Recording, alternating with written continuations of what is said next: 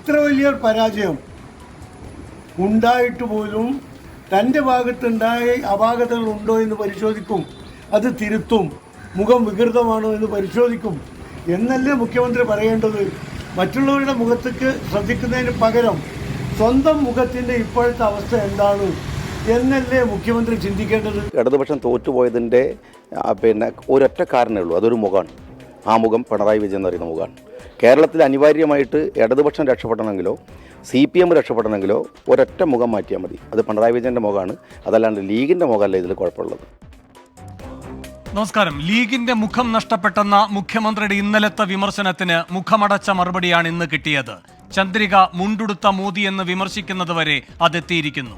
PMA സലാമും KM ഷാജിയും ഒരേ സ്വരത്തിൽ തുറന്നടിക്കുന്നു.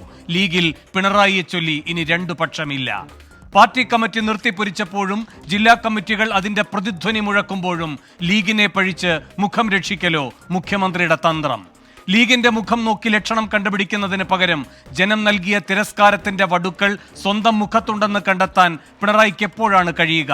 ആരാണ് ആ കണ്ണാടി പിണറായിയുടെ മുഖത്തിന് നേർക്ക് പിടിച്ചു കൊടുക്കുക? അതുവരെ ലീഗിന് നൽകി വന്ന തലോടലിന് പകരം തല്ല് തുടരുമോ പിണറായി? ഈ വിഷയമാണ് എൻകൗണ്ടർ ചർച്ച ചെയ്യുന്നത്. ലീഗിന് തല്ലുമാലയോ?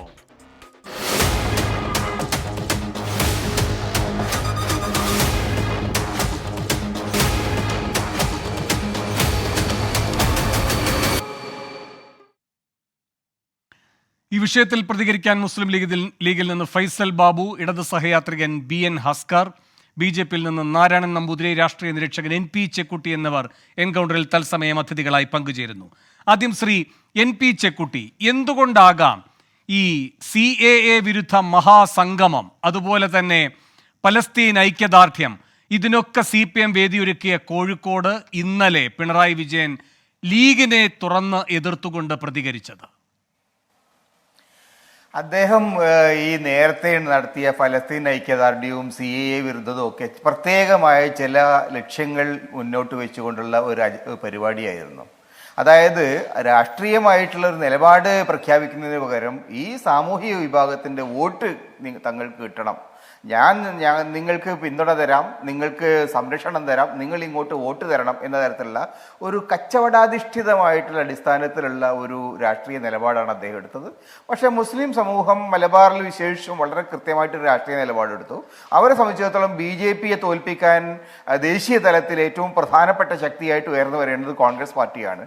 കോൺഗ്രസ് പാർട്ടിയുടെ കരങ്ങൾക്ക് ശക്തിപ്പെടുത്തുക എന്നുള്ളത് പ്രധാനമാണ്. അതുകൊണ്ട് രാഹുൽ ഗാന്ധി അടക്കമുള്ള നേതാക്കൾക്ക് അവർ ശക്തമായ പിന്തുണ നൽകി. മലബാറിൽ വിശേഷം വളരെ വലിയ ശക്തമായിട്ടുള്ള പിന്തുണയാണ് നൽകിയത്. അതൊരു ദേശീയ കാഴ്ചപ്പാടിൻ്റെ അടിസ്ഥാനത്തിലാണ്, മറ്റൊന്നുമല്ല അവരെ നയിച്ചത്.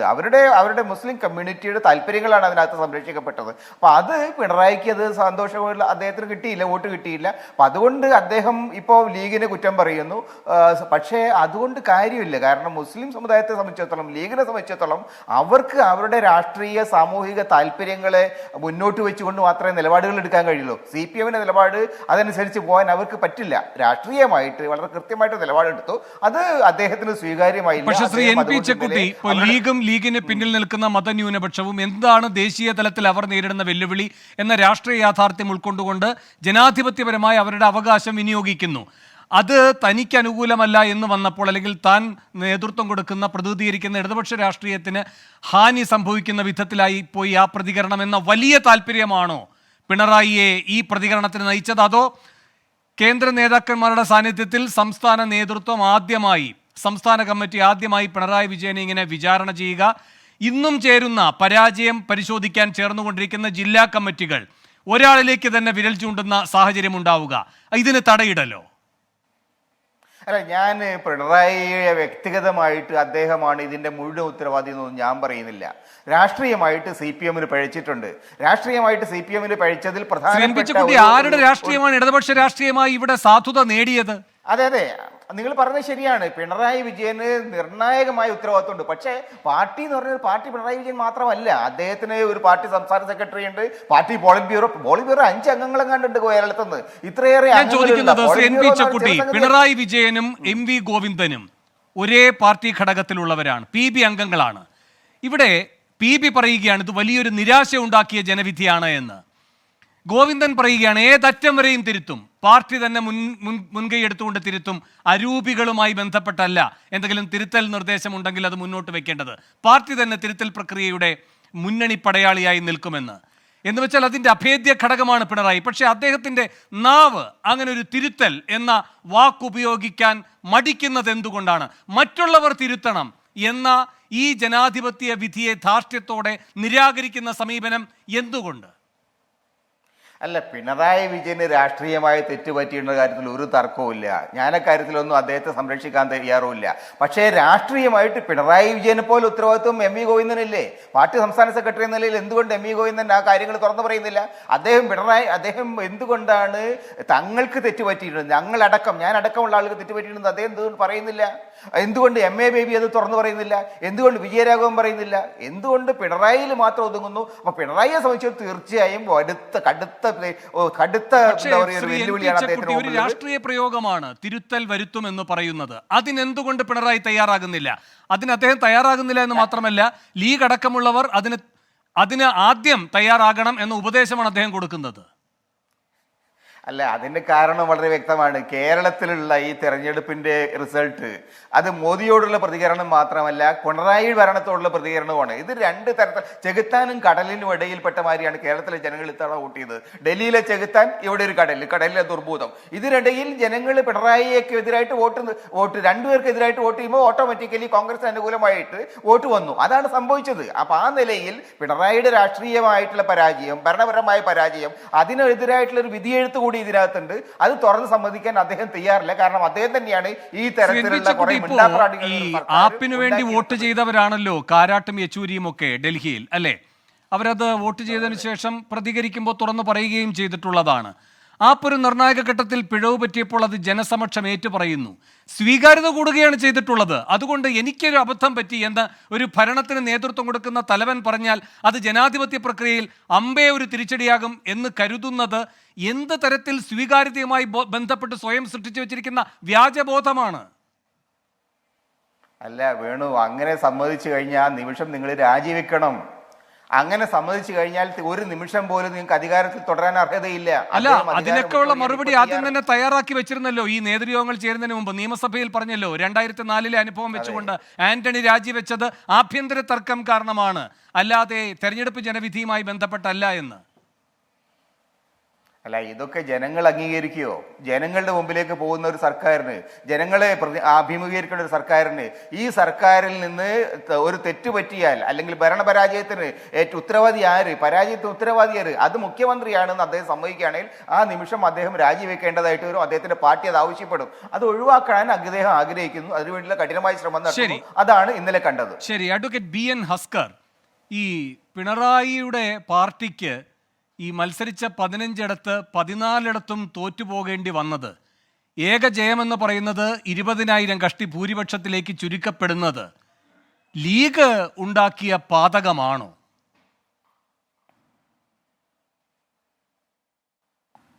വേണു, കേരളത്തിൻ്റെ സാമൂഹിക അന്തരീക്ഷത്തിൽ, സോഷ്യൽ ഫാബ്രിക്കിൽ അല്ലെങ്കിൽ സോഷ്യൽ എഞ്ചിനീയറിംഗിൽ മുസ്ലിം ലീഗിന് ഒരു മതേതര മുഖമുണ്ട്. മുസ്ലിം ലീഗ് 1992 ഡിസംബർ 6 ബാബരി മസ്ജിദിൻ്റെ മിനാരങ്ങൾ തകർന്നു വീഴുമ്പോൾ കേരളത്തിലെ സാമൂഹ്യ അന്തരീക്ഷത്തെ ചേർത്തു പിടിക്കുന്നതിന് നടത്തിയിട്ടുള്ള പ്രവർത്തനങ്ങൾ, ആ പ്രവർത്തനങ്ങൾ മുസ്ലിം ലീഗിൻ്റെ രാഷ്ട്രീയ പ്രവർത്തനത്തെ വിലയിരുത്തപ്പെടേണ്ടതുമാണ്. അന്ന് മുസ്ലിം ലീഗ് ഏതെങ്കിലും അർത്ഥത്തിൽ കേരളത്തിലെ മുസ്ലിങ്ങളെ അന്ന് ലീഗിനെ നിങ്ങളുടെ പക്ഷം വിമർശിച്ചിരുന്നത് എങ്ങനെയാണെന്ന് അറിയാമോ? അന്ന് ലീഗിനെ വിമർശിച്ചിരുന്നത് എന്താണെന്നറിയാമോ? അഹമ്മദ് നരസിംഹറാവുവിന്റെ മന്ത്രിസഭയിൽ നിന്ന് ഇറങ്ങി വരണമെന്നായിരുന്നു.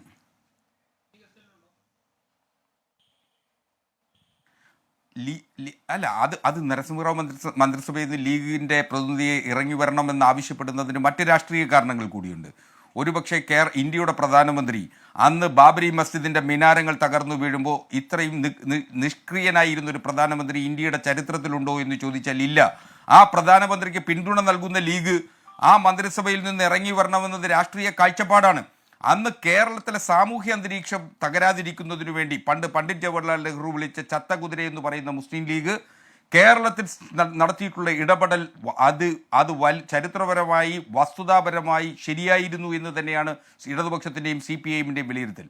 പക്ഷേ ഇന്ന് ലീഗ് 2024 പാർലമെന്റ് തെരഞ്ഞെടുപ്പുമായി ബന്ധപ്പെട്ട് ലീഗ് എടുത്തിട്ടുള്ള നിലപാട്, ആ ലീഗ് എടുത്തിട്ടുള്ള നിലപാട് എന്ന് പറയുന്നത് കേരളത്തിലെ ഏറ്റവും മുസ്ലിം തീവ്രവാദി സംഘടനകളെ ജമാഅത്തെ ഇസ്ലാമിയും അതുപോലെ തന്നെ SDP-യുമായി ഒരു മുന്നണിയെ പോലെ മത്സരിക്കുന്നു. അല്ലല്ല, അഡ്വക്കേറ്റ് ഹസ്കർ, ഈ തെരഞ്ഞെടുപ്പിൽ ഈ ജനവിധി ഈ രൂപത്തിൽ വരുന്നതിന് മുൻപ് ബാലനും EP ജയരാജനും പിന്നെ എല്ലാത്തിൻ്റെയും വിജയശില്പി എന്ന് നിങ്ങൾ ഇപ്പോഴും പറഞ്ഞുകൊണ്ടിരിക്കുന്ന ഒരു മാറ്റവും വേണ്ടതില്ല. ഭരണ തുടർച്ചകൾ നിരന്തരമായി പാർട്ടിക്ക് നൽകിക്കൊണ്ടിരിക്കുന്ന അത്ഭുത പ്രതിഭാസം. ആര് വിമർശിച്ചാലും കൈപൊള്ളിപ്പോകുന്ന സൂര്യൻ അടക്കം പറഞ്ഞ എന്താണ്, ഇവിടെ കോൺഗ്രസ് ജയിക്കുന്നത് ലീഗിൻ്റെ പിന്തുണ കൊണ്ടാണ്, ലീഗിൻ്റെ വോട്ട് കൊണ്ടാണ് എന്ന്. അങ്ങനെ വരുമ്പോൾ ഈ ലോക്സഭാ തെരഞ്ഞെടുപ്പിലെ ഈ വിധി വരുമ്പോൾ കോൺഗ്രസ് ലീഗ് അടക്കമുള്ള മുന്നണി 18 ജയിക്കുമ്പോൾ എന്തേ ലീഗിൻ്റെ മാഹാത്മ്യം അപ്പോൾ പാടുന്നത് നിർത്തി പഴിപറച്ചിലാകുന്നത്?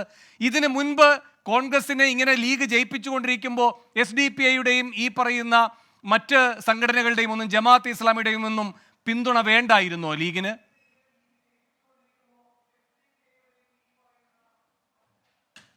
മുൻകാലങ്ങളിൽ നിന്ന് വ്യത്യസ്തമായി 2024 തെരഞ്ഞെടുപ്പിൽ കേരളത്തിൽ UDF മുന്നണി നടത്തിയിട്ടുള്ളത് മുസ്ലിം മതപ്രീണനത്തിൻ്റെ കൂടി ഭാഗമായി SDP-യെയും അതുപോലെ തന്നെ ജമാഅത്തെ ഇസ്ലാമി തുടങ്ങിയിട്ടുള്ള വലതുപക്ഷ തീവ്ര മുസ്ലിം സംഘടനകളെ ചേർത്ത് പിടിച്ചുകൊണ്ടാണ്. അതിന്റെ വിമർശനം എന്ന അർത്ഥത്തിലാണ് ഓരോ നിയമസഭാ തെരഞ്ഞെടുപ്പായാലും ലോക്സഭാ തെരഞ്ഞെടുപ്പായാലും SDP-യും ജമാഅത്തും ഒക്കെ ആരെ പിന്തുണയ്ക്കുമെന്ന നിലപാടുകൾ പ്രഖ്യാപിച്ചിട്ടുണ്ട്. ചിലപ്പോൾ ചില മണ്ഡലങ്ങളിൽ മത്സരിക്കുക, ഇനി ചിലപ്പോൾ മത്സരിക്കാതെ തന്നെ ചില മണ്ഡലങ്ങളിൽ ഇന്ന പാർട്ടിയുടെ ആളുകൾക്ക്, മറ്റ് ചില മണ്ഡലങ്ങളിൽ ഇന്ന പാർട്ടിയുടെ ആളുകൾക്ക് പിന്തുണ നൽകും. ഇങ്ങനെയൊക്കെയുള്ള രാഷ്ട്രീയ പ്രഖ്യാപനം പകൽ വെളിച്ചത്തിൽ അവർ നടത്തിയിട്ടുള്ളതാണ്. അപ്പോൾ ഇതൊക്കെ നമ്മുടെ മുന്നിലുണ്ട്. ഇതൊക്കെ ഉണ്ടായിരിക്കുമ്പോഴും ലീഗിൻ്റെ ശക്തിയിൽ നിന്നാണ് ഈ പറയുന്ന കോൺഗ്രസിന് ഇപ്പോഴും അതിജീവനത്തിൻ്റെ ഊർജം കിട്ടുന്നത് എന്ന നിലപാട് ഈ തെരഞ്ഞെടുപ്പ് വിധിക്ക് മുമ്പ് പ്രഖ്യാപിച്ചവരാണ് പിണറായി വിജയൻ, EP ജയരാജൻ, AK ബാലൻ.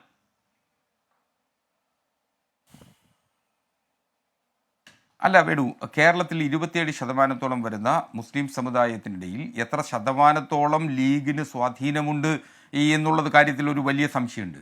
പക്ഷേ മലബാർ മേഖലയിൽ മുസ്ലിം ലീഗിൻ്റെ സാന്നിധ്യത്തോടു കൂടിയാണ് കോൺഗ്രസിൻ്റെ പല സ്ഥാനാർത്ഥികൾ. ഉദാഹരണത്തിന് വയനാടിൽ മുസ്ലിം ലീഗിന് വലിയ തോതിൽ സ്വാധീനമുള്ള ഒരു ജില്ലയാണ്. ആ വയനാട് പാർലമെൻറ്റിൽ മത്സരിക്കുന്നത് കോൺഗ്രസ്സാണ്. കോൺഗ്രസിൻ്റെ സ്ഥാനാർത്ഥി ശ്രീ രാഹുൽ ഗാന്ധി ജയിച്ചതിൻ്റെ മഹാഭൂരിപക്ഷം വോട്ടുകൾ ലഭിച്ചിട്ടുള്ളത് ലീഗിൻ്റെ കൂടി സഹായത്താലാണ്. ആ അർത്ഥത്തിൽ സഖാവ് AK ബാലനും ഒക്കെ ഈ സഖാവ് EP-യും ഒക്കെ പറയുന്നത് ആ അർത്ഥത്തിലുള്ള കണക്കുകളുടെ അടിസ്ഥാനത്തിൽ കൂടിയാണ്. അപ്പോൾ അതല്ല ഇപ്പോൾ ഒരു വിമർശനത്തിന് വയനാട്ടിലേക്ക് കേന്ദ്രീകരിച്ചൊന്നുമായിരുന്നില്ല ആ പ്രതികരണം. അങ്ങനെയല്ല, വയനാടിനെ മാത്രം കേന്ദ്രീകരിച്ചായിരുന്നില്ല, മലപ്പുറത്തെ മാത്രം കേന്ദ്രീകരിച്ചായിരുന്നില്ല ആ പ്രതികരണം.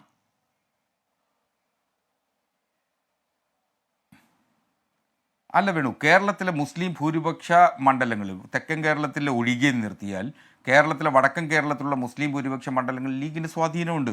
ആ സ്വാധീനം ഉണ്ട് എന്നുള്ളത് സമ്മതിക്കാതെ പോകാനാവില്ലല്ലോ. ആ സ്വാധീനത്തിൻ്റെ പിന്നിൽ തന്നെയാണ് പല മണ്ഡലങ്ങളിലും, നിയമസഭാ മണ്ഡലങ്ങളിലും പാർലമെൻറ്റിലും അടക്കം കോൺഗ്രസ് ജയിച്ചു വരാറുള്ളത്. അതൊരു വിലയിരുത്തലാണ്. അതൊരു ശക്തമായ ഒരു സാന്നിധ്യം ലീഗിന് കേരളത്തിൽ ഉണ്ട് എന്നുള്ളത് ഒരു സംശയം വേണ്ട. ആ സാന്നിധ്യത്തിൻ്റെ അടിസ്ഥാനത്തിലും ആ കണക്കുകളുടെ അടിസ്ഥാനത്തിലുമാണ് CPM ആ ഒരു വിലയിരുത്തൽ നടത്തിയിട്ടുള്ളത്. ആ വിലയിരുത്തലിന്റെ പ്രതികരണങ്ങളാണ് AK ബാലനും EP-യും ഒക്കെ നടത്തിയിട്ടുള്ളത്. ഒരു വാദത്തിന് തന്നെ ലീഗിന്റെ ശക്തി കേന്ദ്രങ്ങളിൽ അവർക്ക് കിട്ടിയ ഭൂരിപക്ഷത്തിന്റെ ബലം കാണുന്നുണ്ടല്ലോ. ഇന്ന് KM ഷാജി പറഞ്ഞതുപോലെ ലീഗിന്റെ മുഖത്തെ പറ്റി പിണറായിക്ക് ഓർമ്മ വന്നത് ഈ 5 ലക്ഷം ഭൂരിപക്ഷത്തിൻ്റെയൊക്കെ തിളക്കത്തോടെ ഇങ്ങനെ ലീഗ് വിളങ്ങി നിൽക്കുന്നത് കാണുമ്പോഴാണ്, അതിലെ അസ്വസ്ഥത കൊണ്ടാണ് എന്നാണ് പറയുന്നത്. അങ്ങനെ ലീഗിനെ സംബന്ധിച്ച് ഇങ്ങനെ മഹാഭൂരിപക്ഷം അവർക്ക് കിട്ടിയെങ്കിൽ അത് ഈ SDP-യെയും ജമാഅത്തെയും പിന്തുണച്ചുകൊണ്ടാണ്. ഇനി ആ ഭാഗം വിട്ടാൽ പോലും ലീഗിനെ സംബന്ധിച്ച് തിളക്കമാർന്ന വിജയം ഉണ്ടാകുമല്ലോ. അങ്ങനെയല്ല എങ്കിൽ നിങ്ങൾ ലീഗിനെ പോലെ തന്നെ വലിയ ശക്തിമത്തായിട്ടുള്ള 2 പ്രസ്ഥാനങ്ങളാണ് ഈ ജമാഅത്തും SDP-യും അവരുടെ വോട്ട് ബാങ്ക് വെച്ചുകൊണ്ട് എന്ന് അംഗീകരിക്കലിന് തുല്യമാകുമത്. അങ്ങനെ കരുതുന്നുണ്ടോ നിങ്ങൾ? അല്ല, ജമാഅത്തിനും അതുപോലെ തന്നെ SDP-യ്ക്കും കേരളത്തിലെ ഓരോ നിയമസഭാ മണ്ഡലങ്ങൾ പരിശോധിച്ചാൽ ആ നിയമസഭാ മണ്ഡലങ്ങളിൽ ഉദ്ദേശം ഒരു 3000-നും 5000-നും ഇടയ്ക്ക് വോട്ട് ബാങ്കുകളുള്ള സംഘടനകളാണ്. അതൊരു വസ്തുതയാണ്. ആ സംഘടനകളെ കൂടെ ചേർത്തു പിടിക്കുന്നതിന് മുസ്ലിം ലീഗ് തയ്യാറായി എന്നുള്ളതാണ്. മുസ്ലിം ലീഗ് എന്നും മതേതര മുഖം കാത്തു സൂക്ഷിക്കുന്നു എന്ന് ഞാൻ സൂചിപ്പിച്ചതുപോലെ ആ മതേതര മുഖം കാത്തുസൂക്ഷിക്കുന്നതിനു വേണ്ടി കേരളത്തിൻ്റെ സാമൂഹ്യ അന്തരീക്ഷത്തിൽ മതനിരപേക്ഷ നിലപാടുകൾ സ്വീകരിക്കുന്നു. അവർക്ക് മുസ്ലിം ലീഗ് എന്ന പേര് രാഷ്ട്രീയ പാർട്ടി എന്ന നിലയിൽ ആ പേരിനൊപ്പമുണ്ട് എന്നുള്ളതൊഴികെ അവരെടുത്തിട്ടുള്ള നിലപാടുകൾ, ആ നിലപാടുകളുടെ കൂടി പശ്ചാത്തലത്തിലാണ് ഇത് വിമർശന വിധേയമാകുന്നത്. അതിന് അങ്ങനെ മുഖം നഷ്ടപ്പെടുന്ന ലീഗായി ലീഗ് മാറുന്നു എന്നുള്ളത് ഒരു കാതലായിട്ടുള്ള വിമർശനമാണെന്നും അത് ചരിത്രപരമായ വസ്തുതയാണെന്നും തിരിച്ചറിയേണ്ടത് ലീഗ് മാത്രമാണ്. കാരണം ലീഗ് ഇത്തരം തീവ്രവാദി സംഘടനകളുമായി കൂട്ടിച്ചേർന്നാൽ കേരളത്തിൻ്റെ സാമൂഹ്യ അന്തരീക്ഷത്തിൽ അത് വരുത്താൻ പോകുന്ന മാറ്റങ്ങളെ സംബന്ധിച്ചാണ്, ആ ഉത്കണ്ഠയാണ് സഖാവ് പിണറായി വിജയൻ ഫൈസൽ ബാബുവിലേക്ക് പോകണം. ഹസ്കർ, നിങ്ങൾ മതനിരപേക്ഷ നിലപാടിന്റെ വലിയ വക്താക്കളാണ്. മതനിരപേക്ഷ നിലപാടുകളുള്ള പ്രസ്ഥാനങ്ങൾ ഈ സമീപനമെടുത്താൽ അത് വലിയ ആപൽക്കരമാകും കേരളത്തിന് എന്ന് ബുദ്ധി ഉപദേശിക്കുകയും കൂടെ ചെയ്യുകയാണ് ലീഗിനോടക്കം നിങ്ങളിപ്പോൾ ചെയ്തിരിക്കുന്നത്. അപ്പോഴും ഒരു ന്യായമായ സംശയം, നിങ്ങളുടെ ചിന്തയിൽ മതനിരപേക്ഷതയാണോ ദുഷ്ടലാക്കാണോ എന്ന് സംശയം തോന്നുന്ന ഒരു ചിന്ത വരുന്നത്, ഇപ്പം രണ്ടിടത്തല്ലേ ലീഗ് മത്സരിച്ചുള്ളൂ, മറ്റിടങ്ങളിലൊക്കെ കോൺഗ്രസ് ആണ് വലിയ തോതിൽ നിങ്ങളെ പരാജയപ്പെടുത്തിയത്. അവിടെയുമൊക്കെ SDPയും ജമാഅത്തും ഒക്കെ കോൺഗ്രസിനും പിന്തുണ നൽകിയിട്ടുണ്ടോ? നിങ്ങൾ ലീഗിനെ കുറ്റപ്പെടുത്തുന്നത് പോലെ, പഴിചാരുന്നത് പോലെ കോൺഗ്രസിനെ ആ രൂപത്തിൽ ആക്രമിച്ച് കാണുന്നില്ല, പ്രത്യേകിച്ച് പിണറായിയുടെ ഇന്നലത്തെ വാക്കുകൾ. അങ്ങനെ വരുമ്പോൾ ഒരു മതസമുദായത്തെ എപ്പോൾ വേണമെങ്കിലും തീവ്രവാദ സ്വഭാവത്തിലേക്ക് വഴുതി വീഴാവുന്ന അത്രയും ഫ്രജയിലായ ഒരു കൂട്ടരാണ് എന്ന് പറഞ്ഞുകൊണ്ട് അവരുടെ രാഷ്ട്രീയ അസ്തിത്വത്തെ ചോദ്യം ചെയ്യുന്നത് ഒരു മതനിരപേക്ഷ നിലപാടിന്റെ ലേബലിലും വിലപ്പോകുന്നതല്ല. അഡ്വക്കേറ്റ് ഹസ്കർ, അവരല്ല കുഴപ്പമുണ്ടാക്കുന്നത്. അവരെ ഇത്രയും രാഷ്ട്രീയ അസ്തിത്വം ദുർബലമാണ് എന്ന് പറഞ്ഞ് വ്യാഖ്യാനിക്കുന്ന നിങ്ങളാണ് ആപൽക്കരമായ നിലപാടെടുക്കുന്നത്.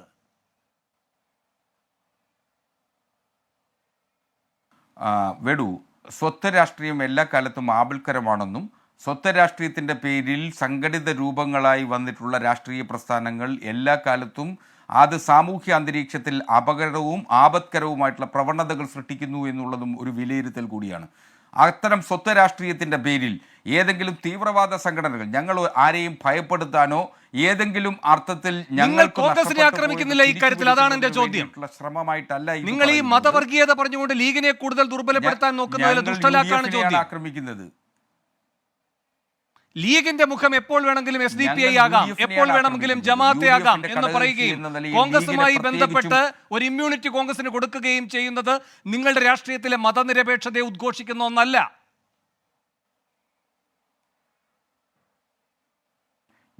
ഞങ്ങൾ ലീഗിനെ വിമർശിക്കുമ്പോൾ അത് ലീഗിൻ്റെ രാഷ്ട്രീയ നിലപാടുകളുടെ ഭാഗമായി വിമർശിക്കുന്നതാണ്. അത് UDF കൂടി ഉള്ള വിമർശനമാണ്, അത് കോൺഗ്രസിന് കൂടിയുള്ള വിമർശനമാണ്. കോൺഗ്രസ് എടുക്കുന്ന നിലപാട്, കോൺഗ്രസ് എല്ലാ കാലത്തും ഇത്തരം നിലപാടുകളാണല്ലോ എടുത്തിട്ടുള്ളത്. സ്വാഭാവികമായും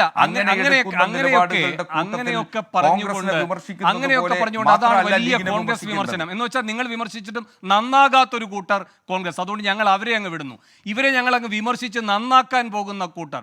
ഇതൊക്കെ നിങ്ങൾ KK സെന്ററിൽ ഇരുന്ന് മാത്രം തോന്നുന്ന ബോധ്യങ്ങളാണ്. ജനങ്ങൾക്കൊരു ബോധ്യമുണ്ടായിരുന്നു, ആ ബോധ്യത്തെ മനസ്സിലാക്കാൻ നോക്കൂ. ഞാൻ അങ്ങയിലേക്ക് വരാം.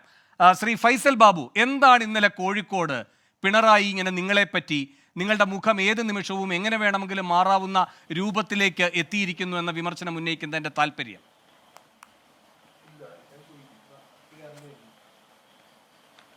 ഒരു നാടൻ ഭാഷയെ പറഞ്ഞു കഴിഞ്ഞാൽ പിണറായി വിജയൻ്റെ കിളി പോയി എന്ന് പറയാം. നമുക്കൊരു താത്വിക വിസ്താരങ്ങളൊക്കെ ഒഴിവാക്കിയിട്ട് നമ്മൾ പറയുകയാണെങ്കിൽ ഒരു ഫസ്റ്റ് കമൻ്റ് എന്ന നിലയിൽ ആദ്യമേ പറയാണ്, പൊന്നാനിയിൽ 5,62,000 വോട്ടിൻ്റെ തിളക്കത്തിൽ സമദാനിയും മലപ്പുറത്ത് 6,44,000 ചില്ലാൻ വോട്ടിൻ്റെ തിളക്കത്തിൽ ET മുഹമ്മദ് ബഷീറും ഒക്കെ ജയിച്ചു കയറി. ഇന്ത്യൻ പാർലമെൻറ്റിൽ മതേതര പക്ഷത്തിൻ്റെ ശക്തരായ വക്താക്കളായി 5 MP രാജ്യത്തിൻ്റെ പാർലമെൻറ്റിലേക്ക് ദാനം ചെയ്ത് ഇന്ത്യൻ യൂണിയൻ മുസ്ലിം ലീഗ് 7.5 പതിറ്റാണ്ടുകാലം ഇവരുടെ ഈ അർദ്ധസത്യങ്ങളെയും ഈ നുണകളെയും ഈ അർത്ഥത്തിലുള്ള ഞങ്ങൾക്കെതിരെയുള്ള ആരോപണങ്ങളെയൊക്കെ അതിജയിച്ച് ഇന്നത്തെ രാത്രിയിലെ ഈ 24 ചർച്ചയിൽ പ്രിയപ്പെട്ട വേണു എന്ന മാധ്യമ പ്രവർത്തകൻ്റെ മുമ്പിൽ ഞങ്ങളൊരു സോഷ്യൽ ഓഡിറ്റിങ്ങിന് വീണ്ടും നിങ്ങൾ എന്തൊക്കെ ഞങ്ങൾക്കെതിരെ ആരോപണങ്ങൾ ഉന്നയിക്കുമ്പോഴും ഞങ്ങൾക്ക് പ്രതിബദ്ധത ജനങ്ങളോടാണ്, ഞങ്ങൾക്ക് ഇവിടുത്തെ മാധ്യമങ്ങളോട്, ഇവിടുത്തെ പൊതുസമൂഹത്തോടൊക്കെ ഉണ്ട്. പക്ഷേ മുസ്ലിം ലീഗ് പാർട്ടി എല്ലാ ദിവസവും രാവിലെ പോയിട്ട് AKG സെൻറ്ററിൽ പോയിട്ട് ഞങ്ങളുടെ മതനിരപേക്ഷതയുടെ ക്രെഡിബിലിറ്റി തെളിയിക്കണം എന്ന് പറഞ്ഞാൽ അതിന് തൽക്കാലം എന്നാണ് ഞങ്ങൾക്ക് പറയാനുള്ളത്. ഇടതുപക്ഷം രക്ഷപ്പെടാനുള്ള യാതൊരു സാധ്യതയും കാണുന്നില്ല എന്ന നിരാശയാണ് വേണു ഞങ്ങളെ ഈ സന്ദർഭത്തിൽ പിടികൂടുന്നത്. മാർക്സിസ്റ്റ് പാർട്ടിയുടെ വോട്ട് ബാങ്ക് പങ്കാളിത്തം ചോർന്നു പോകുമ്പോൾ ഞങ്ങൾ ഒരിക്കലും സന്തോഷിക്കുന്നവരല്ല. CPM അതിൻ്റെ തകർച്ചയിലേക്ക്, പശ്ചിമ ബംഗാളിനെ പോലെ, ത്രിപുരയെ പോലെ CPM കേരളത്തിലും ഇവിടുത്തെ രാഷ്ട്രീയ മ്യൂസിയത്തിലേക്ക് പോകുന്നു എന്ന അപകടകരമായ സൂചനകൾ കാണുമ്പോൾ ഞങ്ങൾ അതിൽ സന്തോഷിക്കുന്നവരല്ല. കേരളത്തിലെന്നല്ല, ഇന്ത്യൻ രാഷ്ട്രീയത്തിൻ്റെ ഇക്കോസിസ്റ്റത്തിൽ ഇടതുപക്ഷം ഉണ്ടാകണമെന്ന് ഞങ്ങൾ ആത്മാർത്ഥമായി ആഗ്രഹിക്കുന്നവരാണ് വേണു. പക്ഷേ ഇപ്പോഴും സ്വന്തം പാർട്ടി അത്രമേൽ 19 മണ്ഡലത്തിൽ സംഘ് പരിവാർ ഇടതുപക്ഷത്തിൻ്റെ മുന്നിലാണ്. 50ഓളം മണ്ഡലത്തിൽ കേരളത്തിൽ BJPക്ക് ഉണ്ട കൊടുത്ത പ്രബുദ്ധ മലയാളിയുടെ കേരളത്തിൽ സംഘ് പരിവാരം മുന്നോട്ട് വരുന്നു. തൃശ്ശൂരിൽ സുരേഷ് ഗോപി ജയിക്കുന്നു. കേരളത്തിൽ രാഷ്ട്രീയത്തിനതീതമായി മലയാളിയുടെ ഒരു മലയാളി സ്വത്വമുണ്ട്, നമ്മുടെ ഒരു നവോത്ഥാന പൈതൃകമുണ്ട്. ആ പൈതൃകത്തിനകത്ത് നിന്ന് എല്ലാ മനുഷ്യരും ഒന്നിച്ചു നിന്ന് ആശങ്കയോടെ ആലോചിക്കേണ്ടുന്ന ഈ സന്ദർഭത്തിൽ മുസ്ലിം ലീഗിൻ്റെ സെക്യുലർ ക്രെഡൻഷ്യലിനെ പറ്റി, ഞങ്ങളുടെ മുഖത്തെപ്പറ്റി സംസാരിക്കുകയാണ് ശ്രീ പിണറായി വിജയൻ. ഇതിനകത്ത് ഞങ്ങൾക്ക് ഏറ്റവും കൗതുകരമായി തോന്നിയൊരു കാര്യം, മാർക്സിസ്റ്റ് പാർട്ടി എന്ന് പറഞ്ഞാൽ, CPM എന്ന് പറഞ്ഞു കഴിഞ്ഞാൽ, ഇടതുപക്ഷം എന്ന് പറഞ്ഞു കഴിഞ്ഞാൽ അവർ എല്ലാ കാലത്തും ആത്മവിമർശനം നടത്തുന്ന പാർട്ടിയാണ്. ഉൾപാർട്ടി ചർച്ചകളുള്ള ഒരു പാർട്ടിയാണ്. ഇമാതിരി പദാവലികളൊക്കെ നമ്മൾ ഇടതുപക്ഷത്തു നിന്നാണ് കേൾക്കുന്നത്. പക്ഷേ CPMൻ്റെ സംസ്ഥാന കമ്മിറ്റിയുടെ വിലയിരുത്തലിൽ ഗോവിന്ദൻ മാഷ് റിപ്പോർട്ട് അവതരിപ്പിച്ചു. പിണറായിക്കെതിരെ ശക്തമായ വിമർശനങ്ങളുണ്ട്. ശ്രീ തോമസ് ഐസക്ക് പുറത്തു വന്നിട്ട് എന്താ പറഞ്ഞത്? ജനങ്ങളുടെ പാർട്ടിയാണ്, ഞങ്ങളത് പരിശോധിക്കുമെന്നാണ് പറഞ്ഞത്. എന്താ അതിനകത്തുള്ള സന്ദേശം? ഇത് പിണറായി വിജയൻ്റെ ഒരു പേഴ്സണൽ പ്രോപ്പർട്ടി അല്ല എന്നതാണ്. കോഴിക്കോട് ജില്ലയിലെ CPI ജില്ലാ കമ്മിറ്റി പറഞ്ഞത് എന്താ? അണ്ണൻ തമ്പി ഭരണമാണ് ഇപ്പോൾ നടന്നുകൊണ്ടിരിക്കുന്നത് എന്നാണ്. മുഖ്യമന്ത്രി മാറണം, ക്യാപ്റ്റൻ മാറണം എന്നാണ് പറഞ്ഞത്. ഈ മുണ്ടുടുത്ത മോഡി എന്ന് ചന്ദ്രികയിൽ എഴുതിയെന്ന പരാമർശം പോലും ലീഗിൻ്റെ ടെർമിനോളജി അല്ല.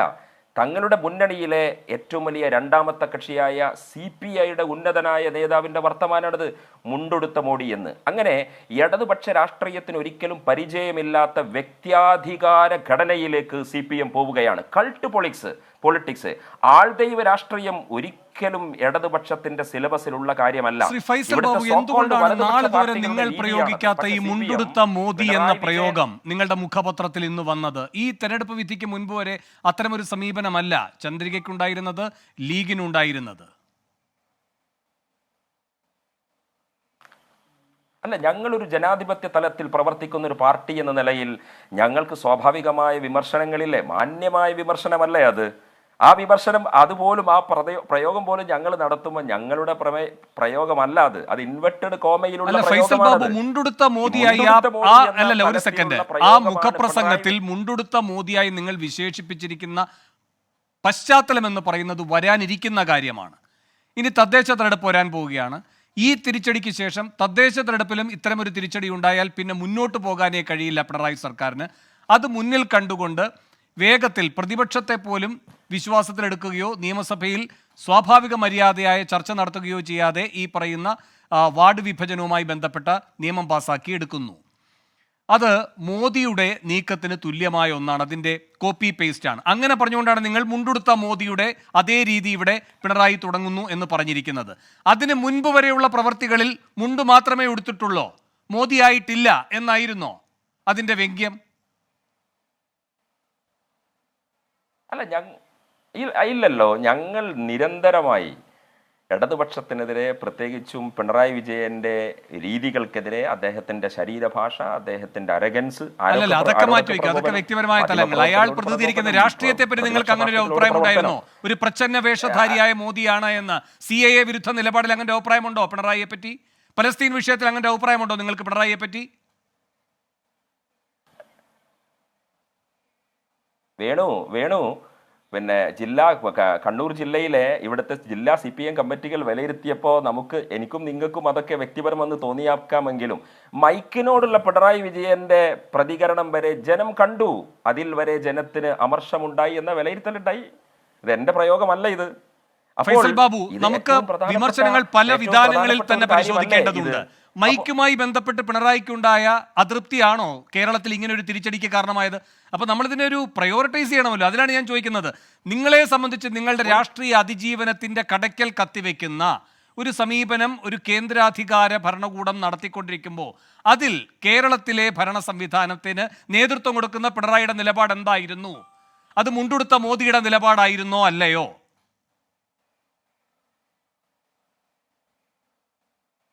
അല്ല വേണു, ഇത് ഒരു ഒരു ഒരു ഏകാധിപതിയുടെ ഭാഷയും രീതിയും ശൈലിയും ഒന്നും കേരളത്തിലെ ജനങ്ങൾ ഒരിക്കലും വെച്ചു പൊറുപ്പിക്കില്ല. അങ്ങനെ ഒരു വിധേയത്വം പുലർത്തുന്ന ഒരു സമൂഹമല്ലല്ലോ മലയാളി എന്ന് പറയുന്നത്. മലയാളിക്ക് എപ്പോഴും ഒരു ഒരു ഒരു ഇടത് സൈക്കുണ്ട്. ഇടതെന്ന് പറയുന്നത് ഒരു പെർട്ടിക്കുലർ രാഷ്ട്രീയ പാർട്ടിയെ സൂചിപ്പിക്കുന്ന ഒരു കാര്യമല്ലല്ലോ. അതൊരു മനുഷ്യന്റെ ചോദ്യം ചെയ്യാനും വിസമ്മതം രേഖപ്പെടുത്താനും വിയോജിപ്പുകൾ അറിയിക്കാനും ഒക്കെയുള്ള മനുഷ്യന്റെ സാമാന്യമായ ഒരു റീസണിങ്ങിനെ, അവന്റെ ഒരു ലോജിക്കൽ സെൻസിനെ സൂചിപ്പിക്കുന്ന ഒരു കാര്യമല്ലേ. അതുകൊണ്ട് മലയാളി ഇതൊന്നും അഡ്ജസ്റ്റ് ചെയ്യില്ല. പിന്നെ ഞങ്ങളുടെ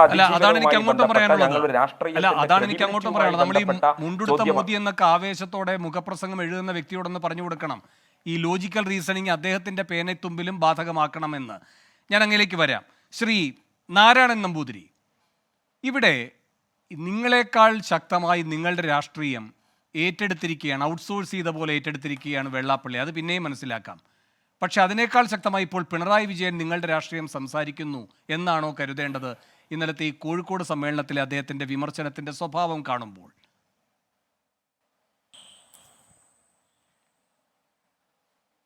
വേണു, ഇന്ന് ജൂൺ 23 ശ്യാമപ്രസാദ് മുഖർജി കൊല്ലപ്പെട്ട ദിവസമാണ്.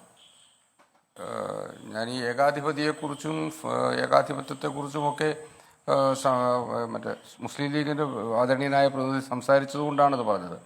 ഏകപക്ഷീയമായി ജമ്മു കാശ്മീരിന് പ്രത്യേക പദവി കൊടുക്കുകയും പ്രത്യേക അധികാരാവകാശങ്ങൾ നൽകുകയും ചെയ്തതിനെതിരെ നടത്തിയ പോരാട്ടത്തിൻ്റെ ഭാഗമായി കാശ്മീർ ജയിലിൽ മരണമടഞ്ഞതാണ്. ഈ ഏകാധിപത്യത്തെക്കുറിച്ച് പറയുമ്പോൾ മറ്റന്നാൾ 25 ജൂൺ 25. ഒറ്റ സെക്കൻഡ് സാറേ, ഞാൻ അങ്ങനെ തടസ്സപ്പെടുത്തുകയല്ല. ഒറ്റ സെക്കൻഡ്.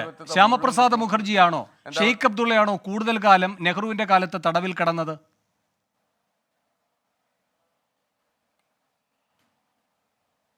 ശ്യാമപ്രസാദ് മുഖർജി തടവിൽ കിടന്ന 1 മാസത്തിനുള്ളിൽ കൊന്നില്ലേ? അതിനു മുൻപ് ഷെയ്ഖ് അബ്ദുള്ളയുടെ കാര്യം എങ്ങനെയായിരുന്നു? അദ്ദേഹത്തെ സംബന്ധിച്ചത് സുഖകരമായ കാലമായിരുന്നു. ഷെയ്ഖ് അബ്ദുള്ളയുടെ കാലം നെഹ്റു പീരീഡിൽ സുഖകരമായ കാലമായിരുന്നു. മരണപ്പെട്ട് കിടക്കുന്ന മുഖർജിയല്ലേ കണ്ടത്? അല്ല, ഞാൻ അതിനെ നിരാകരിച്ചില്ലല്ലോ. ഞാൻ ചോദിക്കുന്നത് അങ്ങ് ഫൈസൽ ബാബുവിനെ പ്രതിരോധത്തിലാക്കുന്ന ഒരു കണ്ടെത്തൽ പോലെ ഒരു രക്തസാക്ഷിത്വത്തെ അവതരിപ്പിക്കുമ്പോൾ, ഒരു തടവ് ജീവിതത്തെ അവതരിപ്പിക്കുമ്പോൾ ഞാൻ അങ്ങയോട് ചോദിക്കുകയാണ്, ഷെയ്ഖ് അബ്ദുള്ള ഈ രാഷ്ട്രീയ മുദ്രാവാക്യവുമായി പൊതുപ്രവർത്തനത്തിൽ അചഞ്ചലമായി ഇടപെടുമ്പോൾ നെഹ്റുവിന്റെ കാലത്ത് അതുമായി ബന്ധപ്പെട്ട് തടവിലാണോ കൂടുതൽ കാലം കിടന്നത്? പൊതുപ്രവർത്തന ബന്ധപ്പെട്ട് സ്വതന്ത്രമായി പുറത്തായിരുന്നോ?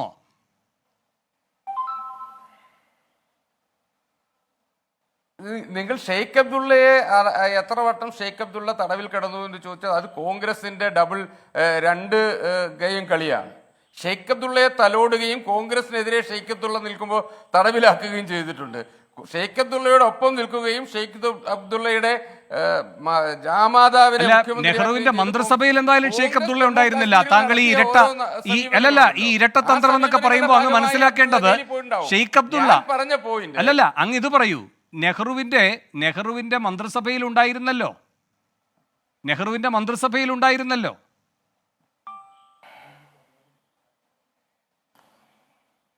ആരെ? അങ്ങ് പറഞ്ഞോളൂ, തുടർന്നോളൂ. ആരെ? നെഹ്റുവിന്റെ മന്ത്രിസഭയിൽ ഷെയ്ഖ് അബ്ദുള്ള ഇല്ലായിരുന്നു. വേണു ഇല്ലാന്ന് എനിക്കറിയാം. ആലോചിച്ച് ജമ്മു അല്ലല്ല, ഞാൻ അങ്ങനെ പറഞ്ഞിട്ടില്ല. അങ്ങ് ഞാൻ പറഞ്ഞത് ശ്രദ്ധയോടെ കേൾക്കുക. ഷെയ്ഖ് അബ്ദുള്ള ഉണ്ടെന്ന് ഞാൻ പറഞ്ഞിട്ടില്ല. അല്ലല്ല, അങ്ങനെയല്ല, അങ്ങ് ആ ഭാഗം കേട്ടില്ല. സംഘപരിവാർ പശ്ചാത്തലമുള്ള ആരാണ് നെഹ്റുവിന്റെ മന്ത്രിസഭയിൽ ഉണ്ടായിരുന്നത്?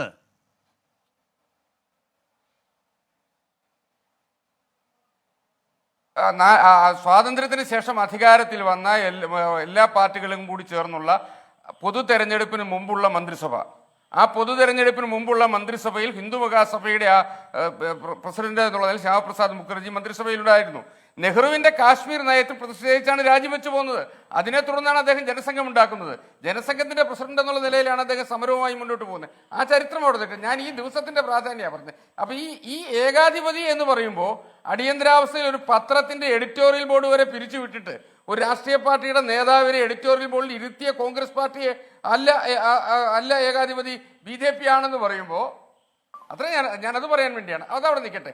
പിന്നെ വേണു, ഇന്നത്തെ ചർച്ച മുസ്ലിം ലീഗിനെ കുറിച്ചുള്ള പിണറായിയുടെ പ്രയോഗമാണ്. ഈ ഒരു രാഷ്ട്രീയ പാർട്ടിയെ CPM വിമർശിക്കുന്നു. ഞാൻ ആ വിമർശനത്തിന്റെ കാമ്പിലേക്കോ അതിൻ്റെ ഉള്ളടക്കത്തിലേക്കോ അല്ല. പക്ഷെ ഇന്നലെ പിണറായി വിജയൻ പറഞ്ഞ മറ്റൊരു കാര്യമുണ്ട്. ഇപ്പോൾ മുസ്ലിം ലീഗിന്റെ പ്രതിനിധി അത് എടുത്തു പറഞ്ഞു. കേരളത്തിൽ BJPയുടെ വളർച്ച, തൃശ്ശൂരിൽ ജയിച്ചത്, ഒരു രാഷ്ട്രീയ പാർട്ടി ജനാധിപത്യപരമായി അംഗീകാരമുള്ള രജിസ്ട്രേഷനുള്ള രാജ്യം ഭരിക്കുന്ന പാർട്ടിയുടെ ഒരു പ്രതിനിധി കേരളത്തിൽ നിന്ന് തെരഞ്ഞെടുക്കപ്പെടുകയും ഇട്ടപ്പോൾ BJPക്ക് വോട്ട് ചെയ്തവർ ഒരു സെക്കൻഡ് ഞാൻ അങ്ങ് പറഞ്ഞ ഒരു സെക്കൻഡ് നമുക്ക് ശ്യാമപ്രസാദ് മുഖർജിയുടെ തുടക്കത്തിൽ അത് പറഞ്ഞു വന്നുകൊണ്ട് ഞാൻ ഒറ്റ കാര്യം പറഞ്ഞോട്ടെ. ഞാൻ പറഞ്ഞ ഷെയ്ഖ് അബ്ദുള്ള ഉണ്ടെന്നല്ല, അങ്ങ് പറയുകയുണ്ടായി കോൺഗ്രസിന്റെ ഇരട്ട രീതിയായിരുന്നു, ചിലപ്പോൾ ഷെയ്ഖ് അബ്ദുള്ളയെ തലോടുക, ചിലപ്പോൾ ഷെയ്ഖ് അബ്ദുള്ളയെ തല്ലുക, എന്ന് വെച്ചാൽ തടവിലിടുക. അപ്പോൾ ഞാൻ ചോദിക്കായിരുന്നു, ശ്യാമപ്രസാദ് മുഖർജി സ്വതന്ത്ര ഇന്ത്യയിലെ നെഹ്റുവിൻ്റെ ക്യാബിനറ്റിലെ മന്ത്രിയായിരുന്നില്ലേ, വാണിജ്യ വകുപ്പ് അടക്കം കൈകാര്യം ചെയ്തിരുന്നത്? അപ്പോൾ അവിടെ ഈ പറയുന്ന ഇരട്ട സമീപനമൊന്നും നിങ്ങൾക്ക് ബാധകമല്ലേ? ഷെയ്ഖ് അബ്ദുള്ളയുമായി ബന്ധപ്പെട്ട് മാത്രമേ കോൺഗ്രസിന്റെയും നെഹ്റുവിന്റെ ഒക്കെ ഇരട്ടത്താപ്പ് നിങ്ങൾക്ക് ബോധ്യമാവുകയുള്ളൂ? ഇത് മാത്രമായിരുന്നു എന്റെ ചോദ്യം. അങ്ങേക്ക് തുടരാം. നെഹ്റുവിന്റെ വേണു, ഞാൻ അതിന് കൃത്യം മറുപടി പറഞ്ഞു. നെഹ്റുവിന്റെ കശ്മീർ നയത്തിലുള്ള വിരോധം കൊണ്ടാണ് അവിടെ നിന്ന് ഇറങ്ങിയത് എന്ന് അതുവരെ കൂടെ ഇരുന്നതോ? അതുവരെ കൂടെ ഇരുന്നതിന്റെ കാര്യമാണ്. ലിയാഖത്ത് അലി ഖാനുമായുള്ള കരാറിൽ ഒപ്പിട്ടതിൽ പ്രതിഷേധിച്ച് ശരി, ഹിന്ദു മഹാസഭയുടെ പ്രതിനിധിയായി മന്ത്രിസഭയിൽ ഉണ്ടായിരുന്ന ശ്യാമപ്രസാദ് മുഖർജി മന്ത്രിസ്ഥാനം രാജിവെക്കുന്നു, ജനസംഘം രൂപീകരിക്കുന്നു. ശരി, അങ്ങ് തുടർന്നോളൂ. ഞാനത് പറഞ്ഞു കഴിഞ്ഞു. അന്ന് വിവിധ കോൺഗ്രസിന്റെ മാത്രമല്ല ആളുകൾ. അംബേദ്കർ മന്ത്രിയായത് കോൺഗ്രസിന്റെ ആളായിട്ടല്ല, കോൺഗ്രസിന്റെ നേതാവായിട്ടല്ല BR അംബേദ്കർ നിയമവകുപ്പ് മന്ത്രിയാകുന്നത്. അങ്ങ് തുടർന്നോളൂ, നമുക്കിനി ആ കാലത്ത് ചുറ്റിത്തിരിയേണ്ട. ആദ്യത്തെ മന്ത്രിസഭ 51-ലെ പൊതുതെരഞ്ഞെടുപ്പിന് അതിൽ ചുറ്റിത്തിരിയേണ്ട. ഓരോന്നിനും ഓരോ രാഷ്ട്രീയ ന്യായീകരണം ഉണ്ടെങ്കിൽ അത് നിങ്ങളുടെ മാത്രം ആനുകൂല്യമല്ല. അല്ലെന്നേ, നിങ്ങളുടെ മാത്രം മാർജിനിൽ അത് പെടുത്തണ്ടെന്ന് ഞാൻ പറഞ്ഞത്. അല്ലല്ല, ഫൈസൽ ബാബുവിനെ പ്രതിരോധത്തിലാക്കാൻ പറഞ്ഞല്ലോ. അവർക്കും അവരുടേതായ രാഷ്ട്രീയ ന്യായീകരണങ്ങൾ ഉണ്ടാകും. എത്രയോ ജനാധിപത്യ വിരുദ്ധമാണ് BJPയുടെ വിജയത്തിന് അല്ല വേണു, ഞാനത് പറഞ്ഞു തരാം. വേണു കേൾക്കുന്നില്ല എന്നാണ് എനിക്ക് തോന്നുന്നത്. മുസ്ലിം ലീഗ് എന്ന് പറയുന്ന രാഷ്ട്രീയ കക്ഷിയെ CPMന്റെ നേതാവ് വിമർശിക്കുന്നതിനേക്കാൾ എത്രയോ ജനാധിപത്യ വിരുദ്ധമാണ്, എത്രയോ ഫാസിസ്റ്റ് നയമാണ് തെരഞ്ഞെടുപ്പിൽ വിജയിച്ച ഒരു രാഷ്ട്രീയ പാർട്ടിക്ക് വോട്ട് ചെയ്തവരെ ഭീഷണിപ്പെടുത്തുന്നത്. BJPക്ക് വോട്ട് ചെയ്തവർ പുനർവിചിന്തനം നടത്തണം. BJPക്ക് വോട്ട് ചെയ്ത നടപടി ശരിയായില്ല. രണ്ടു മുന്നണിയും പറഞ്ഞല്ലോ BJP കേരളമാണ്, ഇത് വേറെയാണ്, ഇവിടെ BJP ജയിക്കാൻ പോകുന്നില്ല എന്ന് പറഞ്ഞിട്ട് BJP ജയിക്കുകയും 11 മണ്ഡലങ്ങളിൽ 1-ാം സ്ഥാനത്തും 8 മണ്ഡലങ്ങളിൽ 2-ാം സ്ഥാനത്തും വന്നപ്പോൾ BJPക്ക് അനുകൂലമായി ചിന്തിച്ച ആളുകൾ പുനർവിചിന്തനം നടത്തണമെന്ന് പറയുന്ന ജനാധിപത്യ മര്യാദ എന്താ? ആ ജനാധിപത്യ മര്യാദയെ കുറിച്ചല്ലേ, ആ കമ്മ്യൂണിസ്റ്റ് പാർട്ടിയുടെ ജനാധിപത്യത്തെ കുറിച്ച് ചർച്ച വേണ്ടേ? ഇപ്പോ വേണു ചോദിച്ചൊരു ചോദ്യമുണ്ട്, പിണറായി ആണോ വെള്ളാപ്പള്ളിയാണോ BJPയുടെ നയം കൂടുതൽ പിന്തുടരുന്നതെന്ന്. ഇപ്പോ BJPക്ക് മുസ്ലിം ലീഗിനെ കുറിച്ച് അന്നും ഇന്നും എപ്പോഴും ഒരു സമീപനമേ ഉള്ളൂ. പക്ഷെ മുസ്ലിം ലീഗിന്റെ രാമജന്മഭൂമി വിഷയത്തിൽ ഉള്ള നിലപാട് ശരിയല്ല എന്ന് പറഞ്ഞ് മുസ്ലിം ലീഗിൽ നിന്ന് വേർപെട്ടു പോകുന്ന എബ്രഹാം സുലൈമാൻ സേട്ടിന്റെ INL-മായി സഖ്യം വെച്ചത് കമ്മ്യൂണിസ്റ്റ് പാർട്ടി, CPM. ആ CPMന്റെ സഹയാത്രികനാണ് ഹക്സർ ഇപ്പോൾ വന്നിരുന്നിട്ട് മുസ്ലിം ലീഗ് നല്ലതാന്ന് പറയുന്നത്. അപ്പോൾ കമ്മ്യൂണിസ്റ്റ് പാർട്ടിക്ക് കാലാകാലങ്ങളിൽ അവർക്ക് നിലനിൽക്കാൻ വേണ്ടിയുള്ള പല തന്ത്രങ്ങൾ. എന്തിനാണ് CAA വിരുദ്ധ സമരത്തിൽ ഒരു CAAക്കെതിരായ നിലപാടെടുത്ത മറ്റ് ന്യൂനപക്ഷങ്ങളെ പങ്കെടുപ്പിക്കാത്തത് കോഴിക്കോട് സമ്മേളനത്തിൽ? എന്തുകൊണ്ട് CAA വിരുദ്ധ വിഷയത്തിൽ CAA വിരുദ്ധ നിലപാടെടുത്ത മറ്റു ന്യൂനപക്ഷങ്ങളുണ്ടല്ലോ കേരളത്തിൽ. ക്രിസ്ത്യൻ ന്യൂനപക്ഷം CAAക്കെതിരായ നിലപാട് സ്വീകരിച്ചല്ലോ. എന്തുകൊണ്ട് അവരുടെ ഒരു പ്രതിനിധിയെ പോലും പങ്കെടുപ്പിച്ചില്ല CPM സംഘടിപ്പിച്ച CAA വിരുദ്ധ സമ്മേളനത്തിൽ? എന്തുകൊണ്ടാണ് സമസ്തയെ പുലർത്താൻ ശ്രമിച്ചത്? ഈ തെരഞ്ഞെടുപ്പ് വരെ മുസ്ലിം ലീഗ് കൂടെ വന്നാൽ നല്ലത്, കൂടെ വന്നാൽ ആലോചിക്കും എന്ന സമീപനമായിരുന്നല്ലോ. ഇപ്പോൾ മുസ്ലിം ലീഗിനെ എതിർക്കുന്നത് എന്തിനാ? അതിലേക്കാണ് ഞാൻ വരുന്നത്.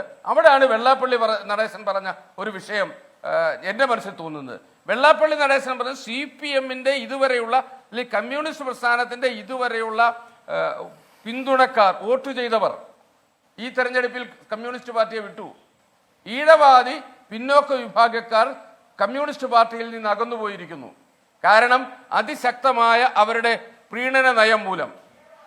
വെള്ളാപ്പള്ളി പറഞ്ഞത് 9 രാജ്യസഭാ MP-മാരിൽ 5 പേരും ഒരേ വിഭാഗത്തിൽ നിന്ന്, 7 പേർ ന്യൂനപക്ഷത്തിൽ നിന്ന്.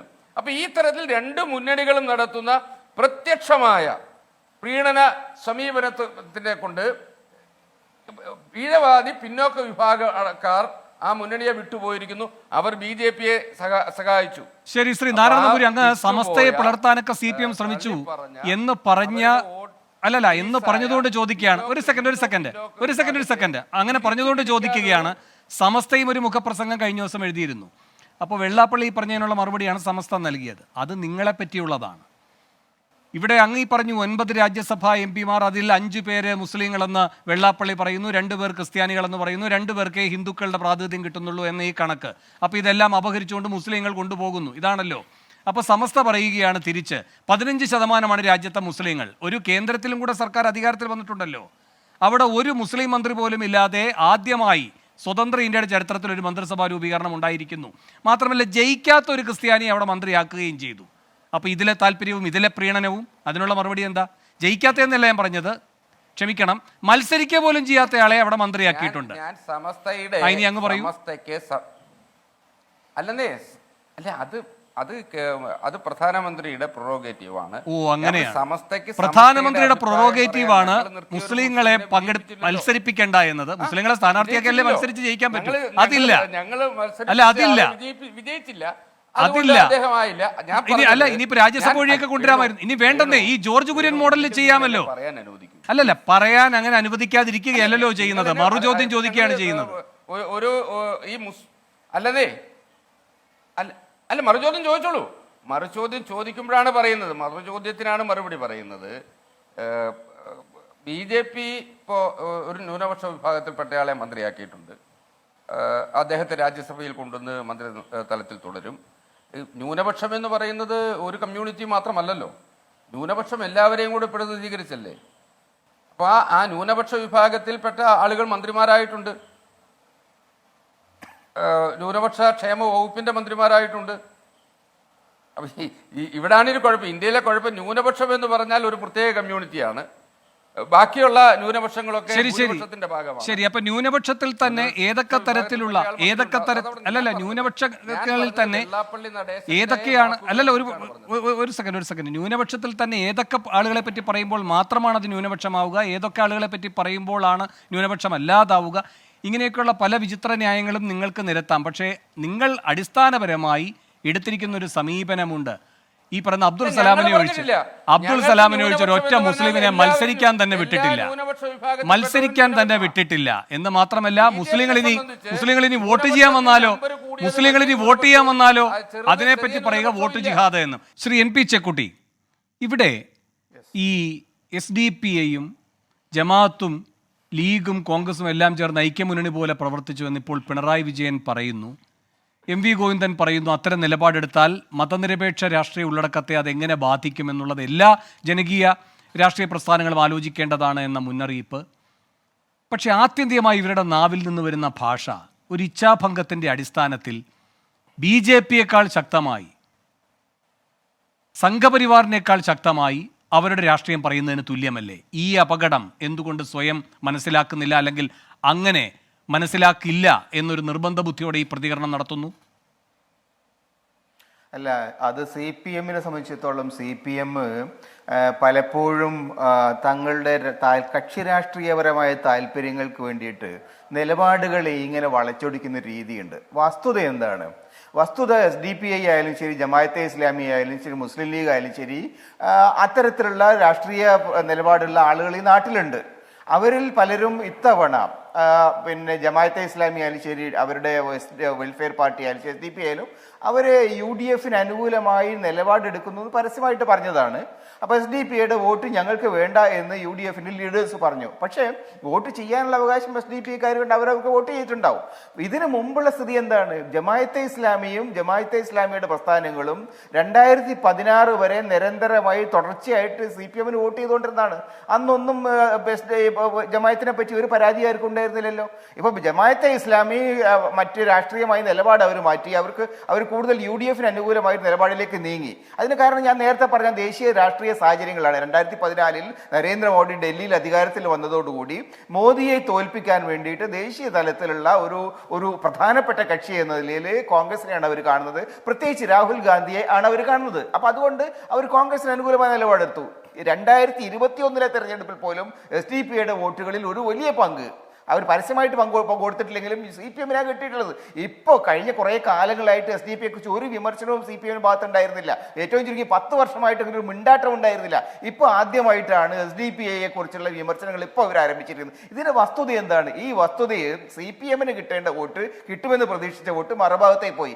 ആ നിലയിലുള്ള കക്ഷി രാഷ്ട്രീയത്തിന്റെ മാത്രം അടിസ്ഥാനത്തിൽ സാമുദായിക ബന്ധങ്ങളെ ഇങ്ങനെ അനാവശ്യമായി വർഗീയവൽക്കരിക്കുന്നത് ശരിയല്ല. അത് CPM ഒരു ഗുണവും ചെയ്യാൻ പോകില്ല, കേരളീയ സമൂഹത്തിനും കൊണ്ട് ചെയ്യില്ല. മാത്രമല്ല യഥാർത്ഥത്തിൽ അവർ പോയിരിക്കുന്ന വോട്ടുകൾ, അവരുടെ അണികളിൽ നിന്ന് പോയിരിക്കുന്ന വോട്ടുകൾ, അതാണ് അവർ ആലോചിക്കേണ്ടത്. മുസ്ലിം ലീഗിലെയോ മുസ്ലിങ്ങളുടെ വോട്ടുകൾ കിട്ടാത്തതിന് കുറ്റം പറഞ്ഞിട്ട് കാര്യമില്ല. അവരുടെ തലമുറയെ അവരുടെ കൂടെ നിന്ന സാമൂഹിക വിഭാഗങ്ങൾ, അത് അദ്ദേഹം പറഞ്ഞിട്ടുണ്ട്, ഗോവിന്ദൻ പറഞ്ഞിട്ടുണ്ട്. ശരി, പക്ഷേ ശ്രീ എൻ പി ചെക്കുട്ടി, അതെ ശരി, ഭൂരിപക്ഷ വിഭാഗങ്ങൾ, ന്യൂനപക്ഷ വിഭാഗങ്ങൾ, പിന്നാക്ക വിഭാഗങ്ങൾ, ഇവിടങ്ങളിൽ നിന്നെല്ലാം ഇടതുപക്ഷത്തിന് കിട്ടേണ്ടിയിരുന്ന വോട്ട് മാറിപ്പോയിട്ടുണ്ട് എന്ന് MV ഗോവിന്ദൻ പറയുന്നുണ്ട്.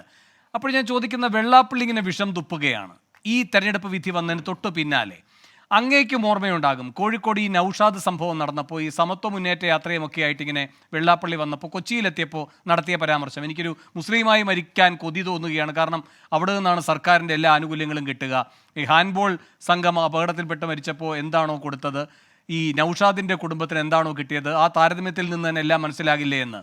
അന്ന് പിണറായി വിജയൻ്റെ ഒരു പ്രസ്താവനയുണ്ടായിരുന്നു, നൗഷാദിൻ്റെ ത്യാഗത്തിൻ്റെ വജ്രശോഭ, വജ്രപ്രഭ ഒരു വർഗീയ ഭ്രാന്തന്റെ ഭാഷണം കൊണ്ട് നഷ്ടപ്പെടില്ല അതിൻ്റെ കാന്തി എന്ന്.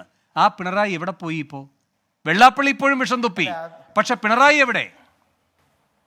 അല്ല, അതൊരു പ്രധാനപ്പെട്ട പ്രശ്നം തന്നെയാണ്. യഥാർത്ഥത്തിൽ കേരളത്തിൽ ഇപ്പം ഈ നൗഷാദ് പിന്നെ അവിടെ ആപത്തിൽപ്പെട്ട ഒരാളെ രക്ഷിക്കാൻ പോയത് ജാതിയും മതവും നോക്കിയിട്ടല്ല. അപ്പം അദ്ദേഹം അവരെ രക്ഷിക്കാൻ ശ്രമിച്ചു, അദ്ദേഹം മരിച്ചു. അപ്പം അത്തരം കാര്യങ്ങളിലൊന്നും ജാതിയും മതവും ഒന്നും നോക്കുന്നത് ശരിയല്ല. പിണറായി വിജയൻ അന്നെടുത്ത നിലപാട് പൂർണ്ണമായും ശരിയായിരുന്നു. മാത്രമല്ല, പിണറായി വിജയന്റെ രാഷ്ട്രീയ പശ്ചാത്തലം നോക്കിയാൽ, അദ്ദേഹത്തിന്റെ പൊളിറ്റിക്കൽ ഹിസ്റ്ററി നോക്കിയാൽ അദ്ദേഹം ഒരു വർഗീയവാദിയല്ല. പക്ഷേ ഇപ്പോൾ താൽക്കാലികമായിട്ടുള്ള ലക്ഷ്യങ്ങൾക്ക് വേണ്ടി, താൽക്കാലികമായ നേട്ടങ്ങൾ, ഒരു സാമൂഹിക വിഭജനത്തിന്റെ രാഷ്ട്രീയം അദ്ദേഹം പ്രയോഗിക്കാൻ ശ്രമിക്കുകയാണ്. അത് അദ്ദേഹത്തിനും ഗുണം ചെയ്യില്ല, കേരളീയ സമൂഹത്തിനും ഗുണം ചെയ്യില്ല.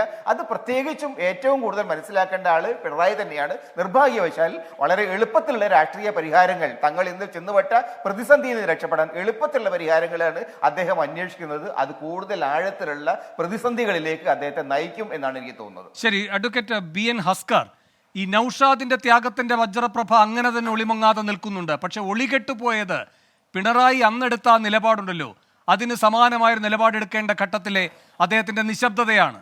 അതിനെന്താണ് മറുപടി? ഇപ്പോൾ SDP-യെയും ജമാഅത്തിനെയും വിമർശിക്കുന്ന അതേ നാവുകൊണ്ട് പിന്നാക്ക, ഈ EMSന്റെ ഒരു പ്രയോഗമാണല്ലോ, കൗതുകത്തോടെ ഞാൻ കേൾക്കായിരുന്നു, നാരായണ നമ്പൂതിരി അതെടുത്ത് ആവർത്തിക്കുമ്പോൾ, ഈഴവരാതി പിന്നോക്ക വിഭാഗങ്ങൾ അല്ലേ, ആ ഈഴവരാതി പിന്നാക്ക വിഭാഗങ്ങളുടെ വർഗീയവൽക്കരണം എന്ന ആശങ്ക CPM കാണുമ്പോൾ, ഇപ്പോൾ ഈ ചന്ദ്രികയുടെ മുഖപ്രസംഗത്തിൽ പറയുന്നത് പോലെ അതിൻ്റെ കരാറെടുത്തിരിക്കുന്ന വെള്ളാപ്പള്ളി, സംഘപരിവാരത്തിലേക്ക് ഇവരെ എല്ലാവരെയും പുനരധിവസിപ്പിക്കാൻ കരാറെടുത്തിരിക്കുന്ന വെള്ളാപ്പള്ളിയുടെ ഈ വർഗീയ ഭാഷണത്തിന് ശക്തമായ മറുപടി നൽകാൻ പിണറായി എന്തുകൊണ്ട് അധീരനാകുന്നു? ലീഗിന്റെ മുഖം മാത്രമല്ല മാറുന്നത് SDP-യെയും ജമാഅത്തായും ഹസ്കർ, SNDP-യുടെ മുഖവും മാറുന്നു സംഘപരിവാറായി. അതിനെ സംബന്ധിച്ച് വളരെ കൃത്യമായി CPM-ന്റെ സംസ്ഥാന സെക്രട്ടറി സാഹിബ് ഗോവിന്ദൻ മാസ്റ്ററുടെ നിലപാട് പറഞ്ഞിരുന്നു. പാർട്ടിയുടെ വിലയിരുത്തലിന് ശേഷം പാർട്ടി കമ്മിറ്റികളിൽ തെരഞ്ഞെടുപ്പ് റിവ്യൂ ചെയ്യുമ്പോൾ അത് രാഷ്ട്രീയവും ഭരണപരവും സാമൂഹികവും സാമുദായികവുമായിട്ടുള്ള പ്രശ്നങ്ങൾ കൂടി ചേർന്നുള്ള പരിഗണനകളാണ് ചെയ്യാറുള്ളത്. അത്തരം വിലയിരുത്തലുകളാണ് പാർട്ടി നടത്താറുള്ളത്. അക്കൂട്ടത്തിൽ വിലയിരുത്തലിൽ വളരെ കൃത്യമായി പാർട്ടിയുടെ സെക്രട്ടറി ഈഴവരുടെ സംബന്ധിച്ചും SNDP-യുടെ നിലപാടുകളെ സംബന്ധിച്ചും ശ്രീ വെള്ളാപ്പള്ളി നടേശൻ്റെ നിലപാടുകളെ സംബന്ധിച്ചും കരാറുകാരനായി മാറിയിരിക്കുന്നു, RSSൻ്റെ കരാറുകാരനായി മാറിയിരിക്കുന്നു എന്നതടക്കമുള്ള വിമർശനം തുടങ്ങി വെച്ചിട്ട് ഉണ്ട് CPI. അത് പിണറായി വിജയൻ ഏറ്റുപറഞ്ഞില്ല എന്നുള്ളിടത്താണ്. പക്ഷേ അങ്ങനെ ഏറ്റുപറയുന്നല്ല. പാർട്ടിയുടെ സെക്രട്ടറിയുടെ നിലപാട് പറഞ്ഞു കഴിഞ്ഞാൽ വീണ്ടും അത് ആവർത്തിക്കേണ്ട കാര്യമില്ലല്ലോ. പാർട്ടിയുടെ സെക്രട്ടറി നിലപാട് എടുത്തിട്ടുണ്ട് കാര്യത്തിൽ. പാർട്ടിയുടെ നിലപാടാണ് അദ്ദേഹം പറഞ്ഞിട്ടുള്ളത്. അത് വെള്ളാപ്പള്ളി നടേശനെയും SNDP യോഗത്തിൻ്റെയും ഇപ്പോഴത്തെ നേതൃത്വ നിരയിൽ ഇരിക്കുന്നവരുടെയും പ്രവർത്തനങ്ങളിൽ CPIM-ന് സംശയമുണ്ട്. ആ സംശയം വളരെ കൃത്യമായി ഉന്നയിക്കപ്പെട്ടിരിക്കുകയാണ്. കൃത്യമായ കണക്കുകളുടെ കൂടി പശ്ചാത്തലത്തിലാണ് എങ്ങനെയാണ് SNDP യോഗ നേതൃത്വം ഈ തെരഞ്ഞെടുപ്പിൽ RSSന് വേണ്ടിയും BJPക്ക് വേണ്ടിയും പ്രവർത്തിച്ചു എന്നുള്ളതിനെ സംബന്ധിച്ച് കണക്കുകളുടെ അടിസ്ഥാനത്തിൽ CPM-ന് ബോധ്യമുള്ളതാണ്. ഒറ്റ സെക്കൻഡ് അഡ്വക്കേറ്റ് അസ്കർ ഒന്ന് വഴങ്ങുക. ശ്രീനാരായണ നമ്പൂരി വേഗം ഒരു സെക്കൻഡ് അഡ്വക്കേറ്റ് അസ്കർ. രണ്ട് കാര്യത്തിനും മറുപടി പറഞ്ഞാൽ മതി. ഇപ്പോൾ വെള്ളാപ്പള്ളിയെ കുറിച്ച് ഹസ്സർ ഇത്രയൊക്കെ പറഞ്ഞല്ലോ. ആ നവോത്ഥാരണ സമിതിയുടെ ചെയർമാൻ സ്ഥാനത്ത് നിന്ന വെള്ളാപ്പള്ളിയെ മാറ്റും. RSSന്റെ ഏജന്റായി വെള്ളാപ്പള്ളി മാറിയെങ്കിൽ എന്തിനാണ് മുഖ്യമന്ത്രിയുടെ നേതൃത്വത്തിലുള്ള നവോത്ഥാരണ സമിതിയുടെ ചെയർമാനായി ഇപ്പോഴും വെള്ളാപ്പള്ളിയെ വെച്ചിരിക്കുന്നത്? മാറ്റാൻ പറ്റുമോ? ഈ നാടകം എത്ര നാൾ നിങ്ങൾക്ക് തുടരാൻ പറ്റും? നിങ്ങൾ SDPIക്കെതിരെ പറഞ്ഞു. പത്തനംതിട്ട മുനിസിപ്പാലിറ്റിയിൽ SDPയുടെ പിന്തുണയോടെയല്ലേ നിങ്ങൾ പത്തനംതിട്ട ജില്ലയിൽ മുനിസിപ്പാലിറ്റിയിലും പഞ്ചായത്തിലും ഭരിക്കുന്നത്? എറണാകുളത്ത് ആലുവ മണ്ഡലത്തിൽപ്പെട്ട പഞ്ചായത്തിൽ SDPയുടെ പിന്തുണ നിങ്ങളുടെ നേടിയിട്ടില്ലേ? അപ്പോൾ SDP കാലാകാലങ്ങളിൽ PFI നിരോധിച്ചപ്പോൾ നടപടി ശക്തമാക്കണ്ട എന്ന് പറഞ്ഞത് നിങ്ങളല്ലേ? കാലിന്റെ അടിയിലെ മണ്ണ് ഒലിച്ചു പോയി. മുസ്ലിം ലീഗിന്റെ മുഖം മാറ്റണം, BJP വോട്ട് ചെയ്തവർ പാഠം പഠിക്കണം. അല്ല, ഒന്ന് എൻ്റെ വ്യക്തിപരമായ നിലപാട് നവോത്ഥാന സമിതിയിൽ നിന്ന് ശ്രീ വെള്ളാപ്പള്ളി നടേശനെ ഒഴിവാക്കുക തന്നെയാണ്. കാരണം വിഷം തുപ്പുന്ന വായുമായി ഇങ്ങനെ നാഴികയ്ക്ക് 40 വട്ടം കേരളത്തിൻ്റെ സാമൂഹ്യ അന്തരീക്ഷം അലോസരപ്പെടുത്തുന്നതിന് വേണ്ടി അദ്ദേഹം ശ്രമിച്ചുകൊണ്ടിരിക്കുമ്പോൾ ഒരു നവോത്ഥാന മൂല്യവും അദ്ദേഹത്തിൽ അവശേഷിക്കുന്നില്ല എന്ന തിരിച്ചറിവ് ഇടതുപക്ഷ ഗവൺമെൻറ് ഉണ്ടാവേണ്ടതാണ്. അദ്ദേഹത്തെ മാറ്റുക തന്നെ ചെയ്യണം എന്നുള്ളതാണ് എൻ്റെ വ്യക്തിപരമായ അഭിപ്രായം. അത് പാർട്ടി കേൾക്കും, ഇടതുപക്ഷ ജനാധിപത്യ മുന്നണി ഗവൺമെൻറ് കേൾക്കുമെന്ന് തന്നെയാണ് ഞാൻ കരുതുന്നത്. അപ്പോൾ അവിടെ അത്തരം നിലപാടെടുക്കുന്നതിന് ഇടതുപക്ഷത്തിന് ഒരു മടിയില്ലെന്ന്. ഞങ്ങൾ അങ്ങനെ ഇരട്ട നീതിയുമായി എനിക്ക് ഒരു സംശയം കൂടെ. ഇപ്പോ ഈ SDPI നേരത്തെ ഇവിടെ ശ്രീ ചെക്കുട്ടി ചൂണ്ടിക്കാട്ടിയതുപോലെ ഈ തെരഞ്ഞെടുപ്പിന്റെ ഘട്ടത്തിൽ SDPI പിന്തുണ പ്രഖ്യാപിക്കുന്നു കോൺഗ്രസിന്, ലീഗിന്, UDF-ന്. പിന്നെ സതീശൻ ശക്തമായി പറയുന്നു, ഇവിടെ ശ്രീ ചെക്കുട്ടി സാർ പറഞ്ഞതുപോലെ ഞങ്ങൾക്ക് വേണ്ട ആ വോട്ട് എന്ന് തന്നെ പറയുന്നു. ഒരു തീവ്രവാദ പ്രസ്ഥാനത്തിൻ്റെയും പിന്തുണ ഞങ്ങൾക്ക് വേണ്ട എന്ന്. അതൊരു വലിയ ആശയക്കുഴപ്പം SDPIയിൽ ഉണ്ടാക്കുന്നു. എന്ത് നിലപാടെടുക്കണമെന്ന് അവർ ആലോചിക്കുന്നു. അതിനുശേഷം അവരുടെ നേതൃത്വം നടത്തിയൊരു പ്രതികരണമുണ്ട്. ഞങ്ങൾ ആ വോട്ട് UDF-ന് തന്നെ കൊടുക്കാനാണ് തീരുമാനിച്ചിരിക്കുന്നത് എന്ന് പറഞ്ഞുകൊണ്ടായിരുന്നു. ടൈംസ് ഓഫ് ഇന്ത്യ ഏപ്രിൽ മാസം 20 2024 അതിങ്ങനെയാണ് റിപ്പോർട്ട് ചെയ്തിരിക്കുന്നത്. മൂവാറ്റുപുഴ അഷ്റഫ് മൗലവിയുടെ വാക്കുകളാണ് പത്രത്തിൽ അടിച്ചു വന്നിരിക്കുന്നത്. The decision to support the India Front at the national level has also been taken considering the importance of strengthening the democratic forces opposed to Sangh Parivar. The support to Congress in Kerala is the support to India Bloc and Congress at the national level to emerge as the biggest single party. തമിഴ്നാട്ടിൽ India block ആയിട്ടാണ് മത്സരിച്ചത്. ലീഗും നിങ്ങളുമൊക്കെ ഒരേ കൂടാരത്തിലായിരുന്നു. SDPയും അവിടെയാണ് അന്തി ഉറങ്ങിയത് എന്നാണ് മൗലവിയുടെ ഈ വാക്കുകളിൽ നിന്ന് വരുന്നത്. അപ്പോൾ അവിടെ ഈ പ്രശ്നമില്ലേ?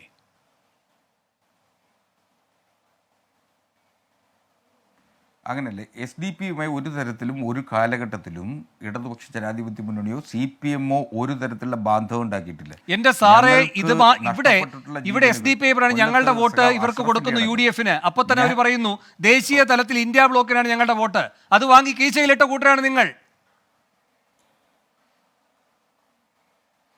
അല്ല, SDPക്ക് കേരളത്തിന് പുറത്ത് ഏതൊക്കെ സംസ്ഥാനങ്ങൾക്ക് കേരളത്തെ പോലെ സ്വാധീനം ഒരു വോട്ടുണ്ടെങ്കിലോ കേരളത്തിന് പുറത്ത് അങ്ങനെ സ്വാധീനം ഒരു വോട്ടുണ്ടെങ്കിലോ അല്ല ഒരു വ്യക്തിയുടെ അല്ല ആ വോട്ട് ഇന്ത്യ മുന്നണി ഞങ്ങൾക്ക് ആ വോട്ട് വേണ്ട, ഞങ്ങൾക്ക് SDPയുടെയോ PFIയുടെയോ വോട്ട് വേണ്ട. അത് പറയുന്നതിനുള്ള ആർജവം എല്ലാ കാലത്തും പറഞ്ഞിട്ടുമുണ്ട്, പറയുക തന്നെ ചെയ്യും. CPIM-നെ സംബന്ധിച്ചിടത്തോളം അങ്ങനെ SDPയുമായി ഒരു ബാന്ധവും ഒരു കാലഘട്ടത്തിലും ഉണ്ടാക്കിയിട്ടില്ല. അങ്ങനെ ഉണ്ടാക്കുന്നതിന് വേണ്ടിയിട്ടുള്ള രഹസ്യ അജണ്ട ഉണ്ടാക്കിയിട്ടില്ല. അതുകൊണ്ടാണ് ഇത്ര വളരെ കടുത്ത വിമർശനം സഖാവ് പിണറായി വിജയൻ്റെ ഭാഗത്തു നിന്ന് വരേണ്ടി വരുന്നത്.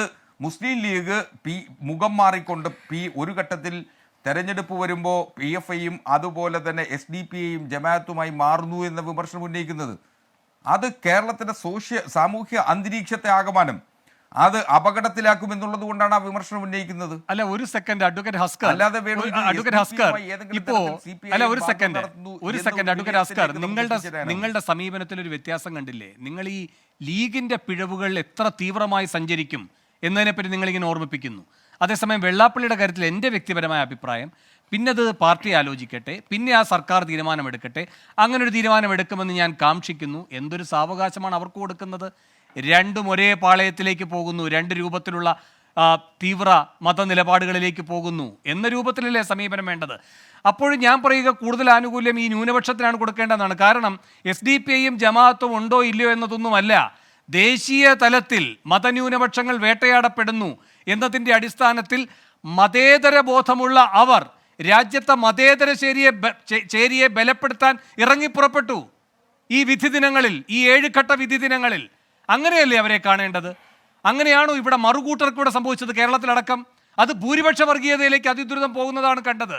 അതാണ് കൂടുതൽ ആപൽക്കാരിയായിട്ടുള്ള ഫോഴ്സ്. അതിനോടാണ് താങ്കളുടെ ഈ തലോടൽ നടക്കുന്നത്, ശ്രീ ഹസ്കർ.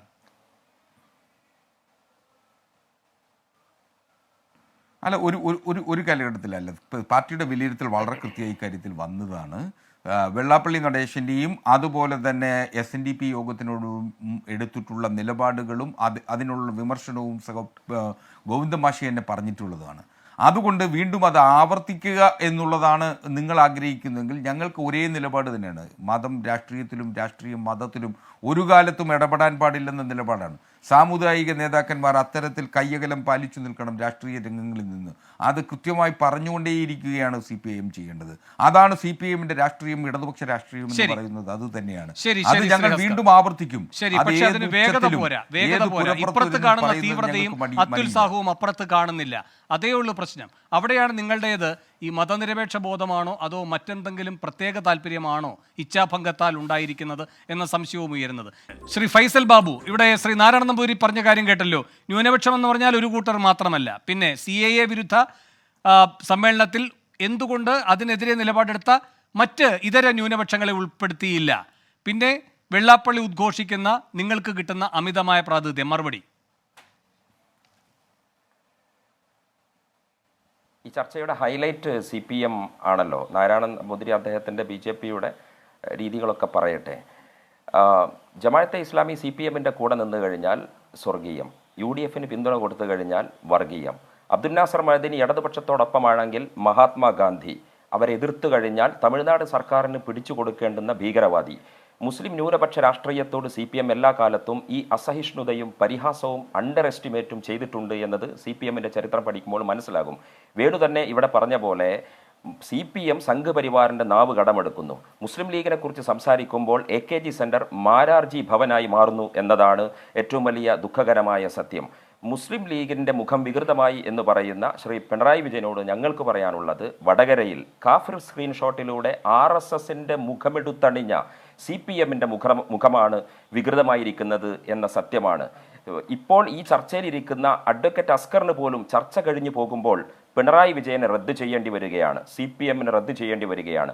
പോരാളി ഷാജിയെപ്പോലും CPMൻ്റെ രാഷ്ട്രീയം ബോധ്യപ്പെടുത്താൻ കഴിയുന്നില്ല എന്ന ഏറ്റവും വലിയ പ്രതിസന്ധിയാണ് CPM അഭിമുഖീകരിച്ചുകൊണ്ടിരിക്കുന്നത് എന്ന യാഥാർത്ഥ്യം CPM മനസ്സിലാക്കേണ്ടതാണ്. ഞങ്ങൾക്ക് പറയാനുള്ളത്, കാഫിർ സ്ക്രീൻഷോട്ടിൻ്റെ അന്വേഷണം CPMൻ്റെ വീടുകളിലേക്ക് നീങ്ങിക്കൊണ്ടിരിക്കുന്ന ഈ പ്രത്യേക പശ്ചാത്തലത്തിൽ ഞങ്ങളുടെ പ്രാർത്ഥന ഒന്നേ ഒന്ന് മാത്രമാണ്. CPM എന്ന രാഷ്ട്രീയ പാർട്ടി കേരളത്തിൻ്റെ സുഖമുള്ള ഒരു ഗൃഹാതുരതയായി ഒടുങ്ങാതിരിക്കട്ടെ എന്ന് ഞങ്ങൾ പ്രാർത്ഥിക്കുന്നു. ഈ നിമിഷവും നമുക്ക് നിങ്ങളുടെ വാർത്താ ചാനലിൽ തെളിഞ്ഞുകൊണ്ടിരിക്കുന്ന വാർത്ത, പറമ്പിൽ നിന്ന് തേങ്ങ പെറുക്കുന്ന പോലെ CPMൻ്റെ കേന്ദ്രങ്ങളിൽ നിന്ന് സ്റ്റീൽ ബോംബുകൾ കണ്ടെടുക്കുന്നു എന്നുള്ളതാണ്. CPM അടച്ചിട്ട മുറിയിൽ ആലോചിക്കട്ടെ മനുഷ്യപക്ഷത്തിൻ്റെ രാഷ്ട്രീയത്തെക്കുറിച്ച്, ഇവിടുത്തെ പാവങ്ങളുടെ രാഷ്ട്രീയത്തെക്കുറിച്ച്, കിട്ടാതെ പോകുന്ന മനുഷ്യരെക്കുറിച്ച് ഒക്കെ ചിന്തിക്കാൻ CPMന് സമയം കണ്ടെത്തിയാൽ അത് അവർ രക്ഷപ്പെടാനുള്ള വഴിയാണ്. മുസ്ലിം ലീഗിനെ കുറിച്ച് ആലോചിച്ച് നിങ്ങൾ തലമുണ്ണാക്കേണ്ടതില്ല. 7.5 പതിറ്റാണ്ടുകാലം ലീഗ് രാഷ്ട്രീയം ഇന്ത്യൻ രാഷ്ട്രീയത്തിൻ്റെ കൊടുങ്കാറ്റുകളെ, സുനാമികളെ അതിജീവിച്ചിട്ടുണ്ടെങ്കിൽ മുസ്ലിം ലീഗിൻ്റെ ഈ പുതിയ കാലത്തെ രാഷ്ട്രീയം, ഞങ്ങൾക്ക് ഡൽഹിയിൽ ആസ്ഥാന മന്ദിരം വരാൻ പോകുന്നു, ഞങ്ങളുടെ രാഷ്ട്രീയത്തെ കനത്തോടെ അതിൻ്റെ ഉള്ളടക്കത്തിൻ്റെ പരിശുദ്ധിയോടെ, കുറ്റിപ്പുറത്ത് ഞങ്ങൾ തോറ്റിട്ടില്ലേ വേണു? കുഞ്ഞാലിക്കുട്ടി സാഹിബും മുനീർ സാഹിബും ET അടക്കമുള്ള ഞങ്ങളുടെ നേതാക്കൾ തോറ്റപ്പോൾ ഞങ്ങൾ പിച്ചും പേയും പറഞ്ഞിട്ടില്ല. ഞങ്ങൾ അടച്ചിട്ട മുറിയിൽ സയ്യിദ് മുഹമ്മദ് അലി ശിഹാബ് തങ്ങളുടെ അധ്യക്ഷതയിൽ ഞങ്ങളിരുന്നു. ഞങ്ങൾ പരിശോധിച്ചു, ആത്മപരിശോധന നടത്തി, തിരുത്തേണ്ടതിനെക്കുറിച്ച് ഞങ്ങൾ ആലോചിച്ചു. ആ വഴിയാണ് ഇന്ന് പൊന്നാനിയിൽ ഞങ്ങൾ പോലും ഞെട്ടുന്ന വിധത്തിൽ, മലപ്പുറത്ത് ലീഗ് കേന്ദ്രങ്ങൾ പോലും ഇപ്പോഴും അന്തിച്ചു നിൽക്കുന്ന മട്ടിൽ ഒരു വിജയമുണ്ടാക്കി തന്നത്. എല്ലാ രാഷ്ട്രീയ പാർട്ടികളും മനസ്സിലാക്കേണ്ടുന്ന ഒരു സത്യം, ഒരു കാര്യം, ജനങ്ങളാണ് അന്തിമമായ ഉരക്കല്ല് എന്നുള്ളതാണ്. ഞാനിവിടെ ഇരുന്ന് ലീഗിന്റെ പ്രതിനിധിയായി സംസാരിക്കുമ്പോൾ പ്രിയപ്പെട്ട വേണു 24ന്റെ പ്രതിനിധിയായി ഇതിന്റെ ഈ ചർച്ചയെ ആങ്കറിംഗ് നടത്തുമ്പോൾ മറ്റൊരു വശത്ത് ജനമെന്ന് പറയുന്ന ജനാധിപത്യത്തിൽ ഏറ്റവും വലിയ പ്രഹരശേഷിയോടുകൂടി കാത്തുനിൽക്കുന്ന ജനത്തിൻ്റെ സോഷ്യൽ ഓഡിറ്റിങ്ങിന് ഇതെല്ലാം വിധേയമാണ് എന്ന ബോധ്യത്തിൽ സംസാരിക്കണം. വലത് കൈയിൽ നവോത്ഥാന സമിതിയുടെ ചെയർമാനും ഇടത് കൈയിൽ തുഷാർ വെള്ളാപ്പള്ളി എന്ന മകൻ്റെ BDGS എന്ന സംഘ് പരിവാറിൻ്റെ കൂട്ടിക്കൊടുപ്പുകാരനുമായി നിൽക്കുന്ന വെള്ളാപ്പള്ളി നടേശനെയെങ്കിലും പിരിച്ചുവിടാനുള്ള രാഷ്ട്രീയ സത്യസന്ധത പ്രിയപ്പെട്ട പിണറായി വിജയനും CPM ഭരണകൂടവും കാണിക്കണമെന്നാണ് 24ന്റെ വേണുവിന്റെ ഈ ചർച്ചയിൽ ഞങ്ങൾക്ക് പറയാനുള്ളത്. പ്ലീസ് ഞങ്ങളെ വിട്ടേക്കുക. ലീഗ് സാർത്ഥവാഹക സംഘം മുന്നോട്ട്, the dog barks but the travellers will go. സാർത്ഥവാഹക സംഘം മുന്നോട്ട് പോകും, കുരയ്ക്കേണ്ടവരെ കുരച്ചേക്കുക. ശരി, വളരെയധികം നന്ദി. ഈ ചർച്ചയിൽ പങ്കെടുത്ത എല്ലാവർക്കും. എൻകൗണ്ടർ അവസാനിക്കുന്നു.